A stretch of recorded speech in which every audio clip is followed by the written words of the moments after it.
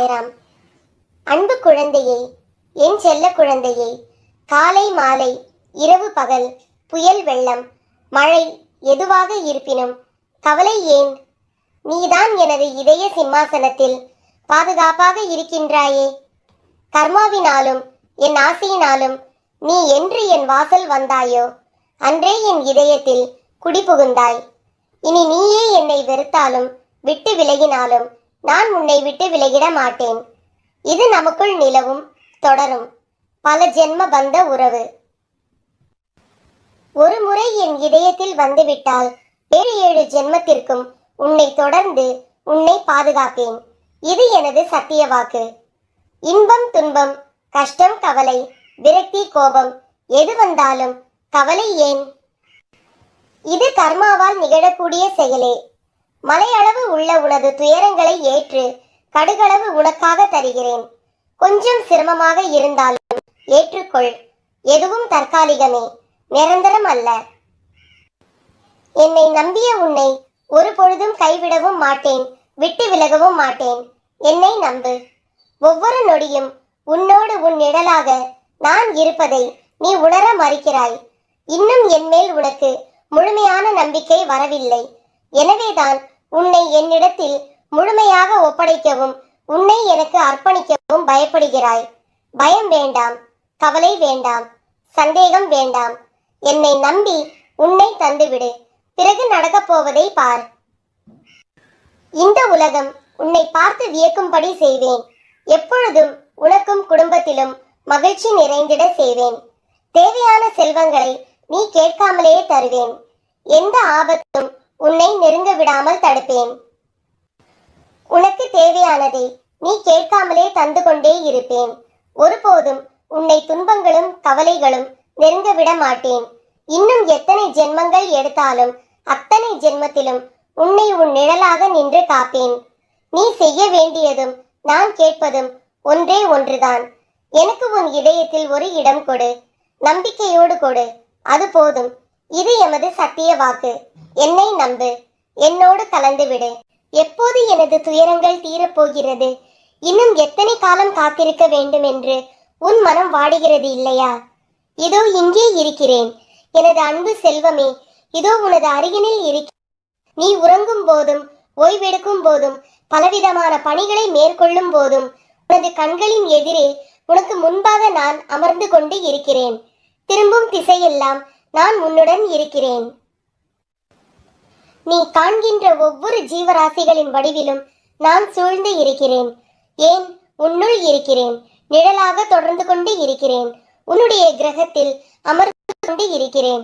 சிலையாகவும் ஓவியமாகவும் புகைப்படமாகவும் நான் இருக்கிறேன். என்னுடைய குரல் உன் செவிகளில் கேட்கப் போகிறது.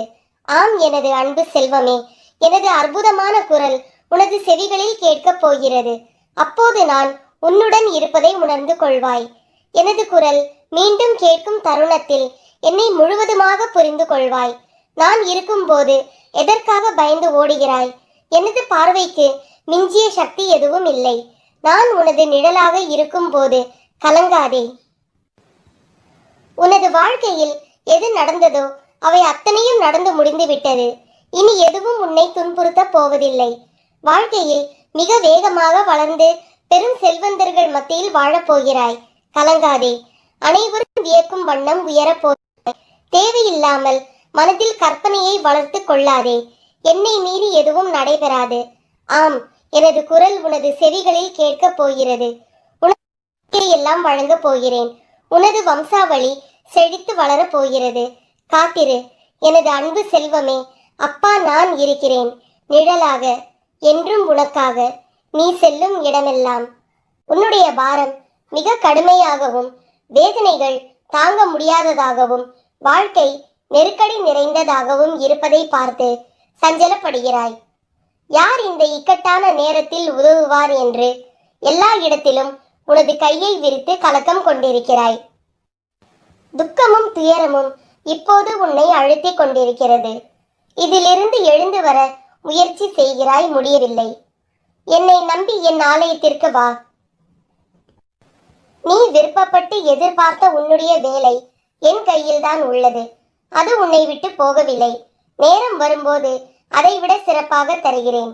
உன்னுடைய பூஜையால் மெய் சிலிர்த்திருக்கிறேன். நீயும் சந்தோஷமாக இரு. உன்னிடம் சொன்னபடி உன் வேலையை முடித்துக் கொடுக்க நான் தயாராகி விட்டேன். நான் கொடுப்பதை பெற்றுக்கொள்ள நீ தயாராக இரு. மற்றவர்கள் என்ன பேசினாலும் அதை பற்றி கவலை வேண்டாம். நான் இருக்கிறேன். சோதனை அதிகமாக இருந்தால் சுகம் பெரிய அளவில் வரப்போகிறது என்று அர்த்தம். கவலை கொள்ளாதே, நல்லதே நடக்கும். பாவம் நீ. பிறர் மீது பாசம் வைத்தே உன்னை நீ தொலைத்து விட்டாய். இன்று உனக்கு பரிவு காட்டுவார் யாரும் இல்லை. ஆதரவு சொல்ல ஆள் இல்லை. உறவினர்கள் வருவது உன்னை பார்த்து ஆறுதல் சொல்வதற்காக அல்ல, உன் கஷ்டத்தை பார்த்து கன நேரமாவது சந்தோஷப்படுவதற்கு. மன இறுக்கத்தால் பிதற்றுகிறாய். உன்னை நினைத்து நீ சத்தமிட்டு கத்துகிறாய். உன் கண்ணில் எப்போதும் கண்ணீர் துளிகள் ஆறாக பெருகுகிறது. உன் நிலையை நினைத்தால் பேசினால் துக்கம் தொண்டையை அடைக்கிறது. இதையெல்லாம் சமாளிக்கலாம் என ஒருமுறை நினைக்கிறாய், மறுமுறை எப்படி இதை சமாளிப்பேன் என சோர்ந்து போகிறாய். நிம்மதியை இழந்து பல நாட்களாகி விட்டன. பட்டினியாக இருக்க வேண்டாம் குழந்தையே. உன்னை நீயே வருத்திக் கொள்வது போதும். கண்ணீரை துடை, மனதை ஊக்கப்படுத்து, தைரியமாக இரு. எதற்கும் நீ பாத்திரமானவன் அல்ல. எதுவுமே உன்னை கேட்டு நடைபெறவில்லை. அப்படி இருக்க அவற்றிற்கு நீ எப்படி பொறுப்பாளனாக இருக்க முடியும்? அவற்றிலிருந்து விலகி நின்று அனைத்தையும் ஒரு வேடிக்கையாளனாக வேடிக்கை பார். உன் மனம் குழம்பி தவிக்கும் போதெல்லாம் என் ஆலயத்திற்கு வா. உன் அனைத்து சந்தேகங்களுக்கும் நான் பதில் தருகிறேன். உன்னை பாதுகாக்கவே நான் உன்னுடனே இருக்கிறேன். ஒருபோதும் உன்னை கைவிட மாட்டேன். இது சத்தியம். நீ நிதானத்தை இழக்காத வரை வாழ்க்கையில் தோல்வி இல்லை. உலகில் உள்ள ஒவ்வொரு மனிதனுக்கும் தனித்ததோர் ஆற்றல் உண்டு. எனவே உனக்கும் ஓர் ஆற்றல் உண்டு. அதை வாழ்வின் முன்னேற்ற பாதையில் பயன்படுத்தி பயணித்தால் அது நல்ல விளைவை தருகின்ற நிலைக்கு உன்னை கொண்டு போய் சேர்க்கும் என்பது நிதர்சனம். உன்னிடம் உள்ள ஆற்றலை நீ குறைத்து மதிப்பிடாதே. என்னால் இது முடியுமா என்று எடுத்த எடுப்பிலேயே எதை கண்டும் அச்சம் கொள்ளாதே.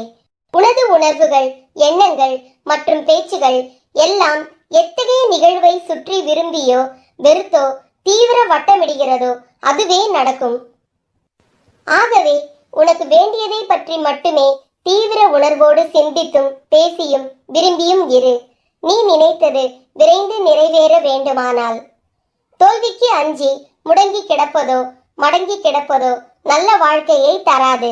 தோற்றாலும் ஓட்ட பந்தயத்தில் ஓடுபவன்தான் வெளியில் நின்று விமர்சிப்பவனை விட மேலானவன். ஒரு செயலை செய்ய முடியாதவர்கள் அவர்களால் முடியாததை உங்களாலும் செய்ய முடியாது என்று சொல்லுவார்கள். சொல்லுபவர்கள் சொல்லட்டும். அவர்களிடம் நீ காது கேட்காதவராக இருப்பதை சில நேரங்களில் பொருத்தமானது. உன் வழியில் சென்று கொண்டே இரு. வெற்றி உனக்கே. கவலை கொள்ளாதே. இந்நிலை கூடிய விரைவில் மாறும். நீ எல்லா செல்வ வளங்களை பெற்று மகிழ்ச்சியான வாழ்க்கையை பெறுவாய். இனி உன் வாழ்க்கை ஒளிமயமாய் மாறும். ஜெய் சாய்ராம்.